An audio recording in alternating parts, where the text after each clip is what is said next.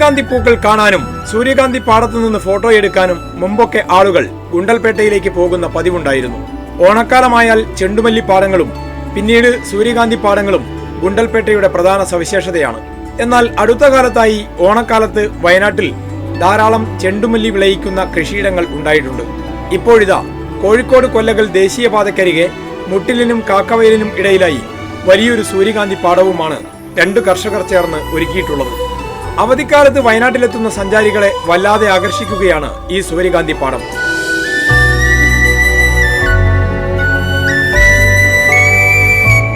ഇവിടെ എനിക്ക് കിട്ടിയ സന്തോഷം വെച്ചാൽ എൻ്റെ കുടുംബത്തിന് കിട്ടിയ സന്തോഷം വെച്ചാൽ പെരുന്നാളായിട്ട് ഇപ്പോൾ കേരളത്തിൽ ഇങ്ങനെ കാണാൻ സാധിച്ചിട്ടില്ല. ഇത്രയും നല്ല സൂര്യകാന്തികൾ ഇങ്ങനെ ഒന്നിച്ച് വിരിഞ്ഞു നിൽക്കുന്നതും സത്യം പറഞ്ഞാൽ വലിയ സന്തോഷം. വെറും 10 രൂപ മാത്രം ഒന്ന് വാങ്ങിയിട്ട് നമുക്ക് തൊടാനും ഫോട്ടോ എടുക്കാനും കൂടതിനുള്ളിലിറങ്ങാനും മറ്റുള്ള സ്ഥലത്തൊന്നും കണ്ടുപോകാന്നല്ലാതെ ഇപ്പോൾ തമിഴ്നാട്ടിലേക്ക് പോകുമ്പോൾ ജസ്റ്റ് ഒന്ന് കണ്ട് അടുത്തൊന്ന് ഫോട്ടോ എടുക്കാന്നല്ലാതെ ഒരിക്കലും അതിനുള്ളിലേക്ക് പ്രവേശിപ്പിക്കലൊന്നുമില്ല. പക്ഷെ ഇവിടെ ഏറ്റവും വലിയ സന്തോഷം എന്ന് വെച്ചാൽ ഉള്ളിലും കൂടെ തൊട്ടും തലോടിയൊക്കെ ഞങ്ങൾക്കിങ്ങനെ ആസ്വദിക്കാൻ സാധിച്ചാൽ വളരെ സന്തോഷമുണ്ടാവും. ഇവിടെ വയനാട് ഫോട്ടോ എടുക്കാനും അടിപൊളി നല്ല രസമുണ്ട് കാണാൻ. മൊത്തത്തിൽ ഉഷാറാണ്, കുഴപ്പമൊന്നുമില്ല.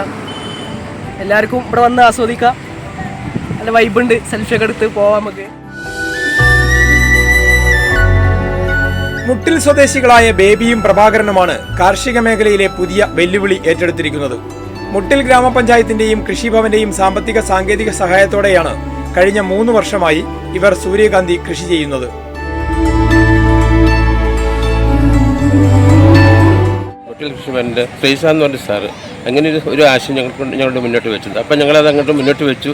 ആ കൊല്ലം കൃഷി എടുത്തു, വലിയ ദോഷമില്ലാതെ കിട്ടി. പിറ്റത്തെ കൊല്ലം ഇപ്പം ഇങ്ങനെ ഞങ്ങൾ 4 വർഷമാണ് കുഴപ്പമില്ലാതെ പോകുന്നു. അപ്പോൾ ആ നെൽകൃഷിയിൽ പറ്റുന്ന നഷ്ടം ചിലപ്പോൾ ഇതിൽ നിന്ന് കിട്ടട്ടെ, അത് കിട്ടിയാലും കിട്ടിയില്ലെങ്കിലും നമ്മുടെ കൊണ്ടിൽപ്പാട്ട് സൈഡിൽ പോയിട്ടുണ്ടെങ്കിൽ ഒരാൾക്ക് 25-50 രൂപ ടിക്കറ്റ് ഒരാൾക്ക് മേടിക്കുന്നത്. ഞങ്ങൾ വെറും 10 രൂപ മേടിക്കുന്നത്. പൂക്കൾക്കും വിത്തുകൾക്കും വലിയ വിപണിയൊന്നും ലഭിക്കാറില്ല. ഇടയ്ക്കിടെ മഴ പെയ്യുന്നത് പ്രതികൂലമായതിനാലാണ് വിൽപ്പന നടത്താൻ കഴിയാത്തത്. എന്നാൽ ഇവിടെ എത്തുന്ന ഓരോ സഞ്ചാരിയും ഇവർക്ക് നൽകുന്ന 10 രൂപയാണ് ഈ കർഷകർക്കുള്ള ഏക വരുമാനം. സാമ്പത്തിക വരുമാനത്തെക്കാൾ കൂടുതൽ മറ്റുള്ളവരുടെ സന്തോഷമാണ് തങ്ങളുടെ സന്തോഷമെന്ന് ബേബിയും പ്രഭാകരനും പറയുന്നു.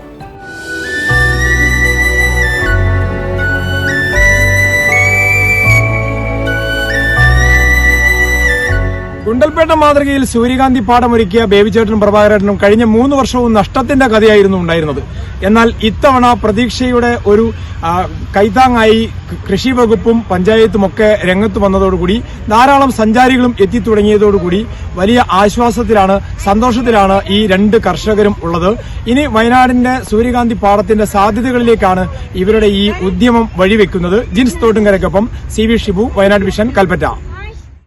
കൂടുതൽ വാർത്തകൾക്കും വിശേഷങ്ങൾക്കുമായി Wayanad Vision Facebook page follow ചെയ്യുക. യൂട്യൂബ് ചാനൽ സബ്സ്ക്രൈബ് ചെയ്യുക.